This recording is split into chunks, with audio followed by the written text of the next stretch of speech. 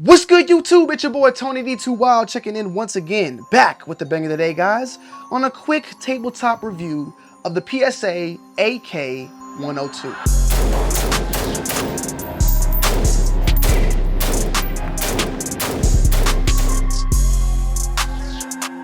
What's going on, guys? It's been a minute, but trust me, I'm about to be banging out content left and right on this channel, as I am going to be just trying my best to do so. Today, guys, we have the PSA AK-102 and my first little impressions. I have not taken this bad boy out full force and fledged, but I've taken it to the range, shot a little bit outside and indoor, and I want to give you guys my thoughts and opinions on this bad boy right here. And this is technically a rifle. We'll break it down, talk about it, go from there, and let you guys know what I have on it, as well as what I will probably put on it in the future.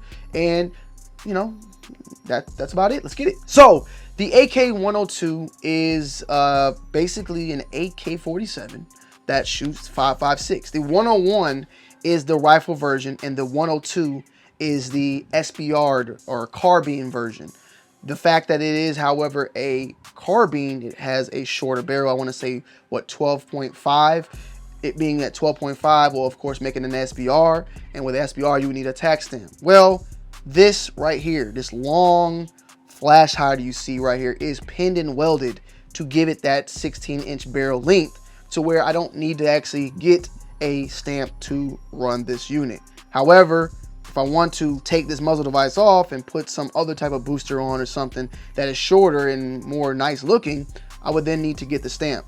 I went with this piece because I wanted to have a stock on it. I wanted to have the stock first and then do the forms later if I want, and then switch this out, get this removed, go to like a welder that can remove it and go from there, instead of, I guess, getting a pistol version with that already on, paying the stamp, waiting, and then getting stock in the future. With the whole brace ATF ruling at the time, I thought this was just the best way to go, so I can actually have some fun with it and have a stock instead of having to wait. And they didn't sell braces at the time on PSA because of the whole ruling, so it was just a lot of mess going on, you feel me? So this is the route I ended up taking. The gun, however, did come different than when it came now. It came with the poly stock as well as the poly handguard, and what we have here, of course, is the Midwest Industries AK Alpha handguard. I'm gonna do a full-on review on that, more than likely right after this video, so we won't talk too much about this, but overall, it's nice. It has way more attachments on it than this.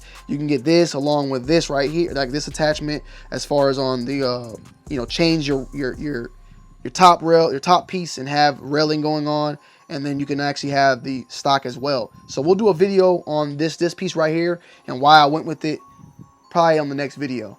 But we have that, the extended booster. We have also, damn, I ain't gonna lie to you, I want to say this is a Midwest Industries as well. Forgive me for pointing the gun at y'all too, but I want to say that's what it is. It's the M right here. I want to say this is a Midwest Industries.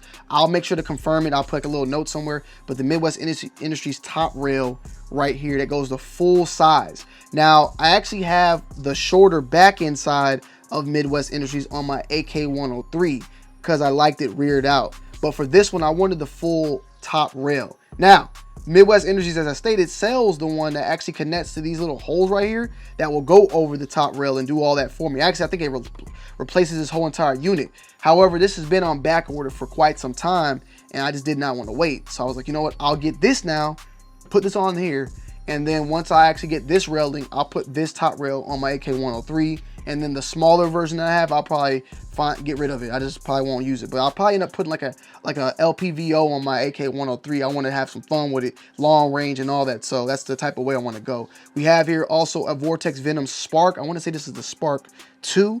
I actually really like this, and I was brand new to the Spark in general. Like, I've been loving the AMG, the Huey, the Vortex Razors. I really love the Crossfire.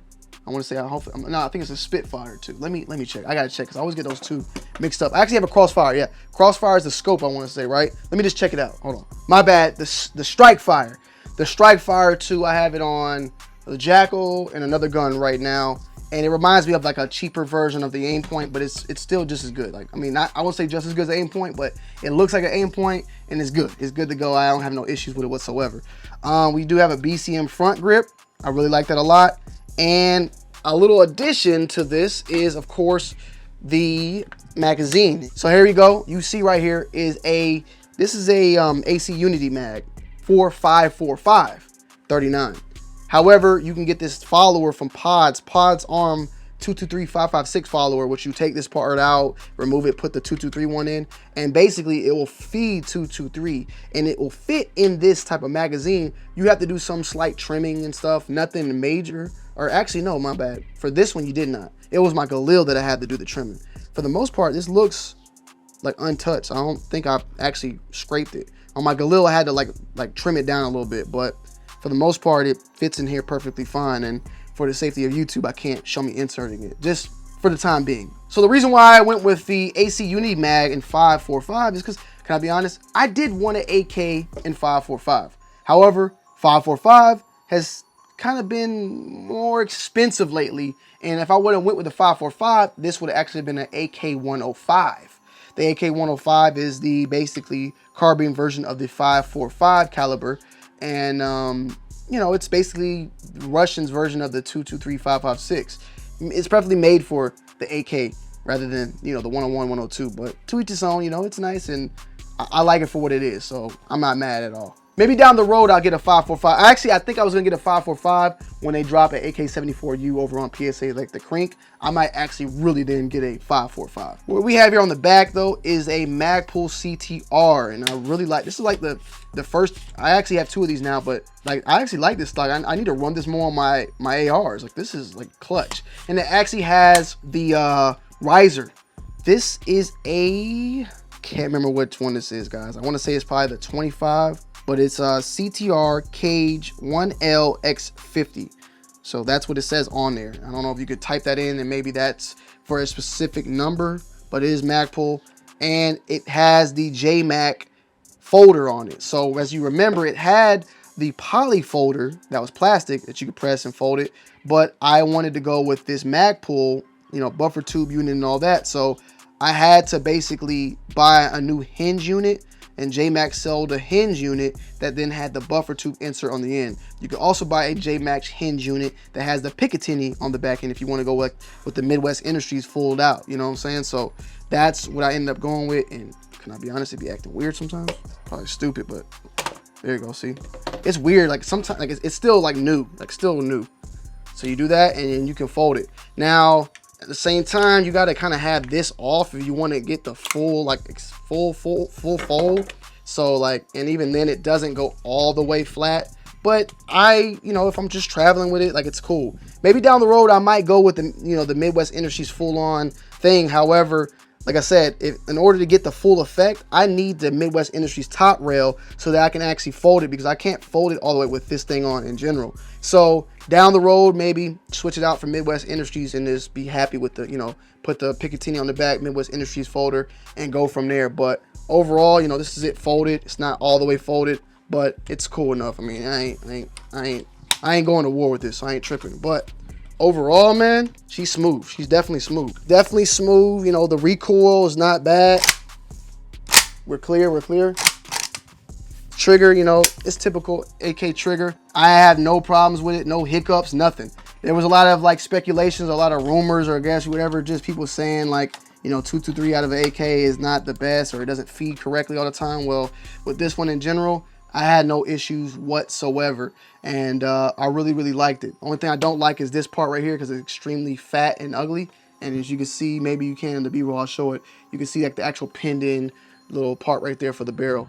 BCM front grip if you want to go that way. If you want to go hand stop, you got all that M-lock to add your own, you know, little things on there. And I really wanted to go for, you know, AK105 look. That's what I wanted to go with. I wanted that with the cheaper bullets for the AK, you know, for the 5.56. And I also, you know, I like Zenko. I just didn't have no Zenko money. And this finding Zenko is hard. PSA actually now offers their own little Zenko version as well, which at the time of buying this, they didn't sell it. So they have their own Zenko furniture. They're gonna be dropping more Zenko furniture. So I might even just go PSA full out Zenko look, because I kind of like theirs a little bit more, honestly, than the Midwest. I'm gonna just be honest, I like theirs a little bit more than the Midwest Industries now, but it is what it is. This actually was on my 103 at one point, but I swapped it onto this because I kind of liked it more on this. You know, maybe I don't know. We'll get an update on the AK103 soon, and maybe y'all can let me know y'all guys' thoughts and opinions down below in the comment section. Maybe gonna switch this out too. I don't know. We'll find out. I do have a grip lying around for it, so we'll just have to wait and see. But overall, man, the AK103, it's nice. It's a beast. AK shooting 223, 5.56, extremely smooth. 7.62 was already smooth. The way the AK is this smooth shooter for me. I love it. It's clunky, like a clunker shot, but it's nice. So I got no complaints whatsoever. This is my AK102, and stay tuned, man, because I'll be dropping some more videos soon on it. But let me know you guys' thoughts and opinions down below. I love y'all. I'm out. Peace.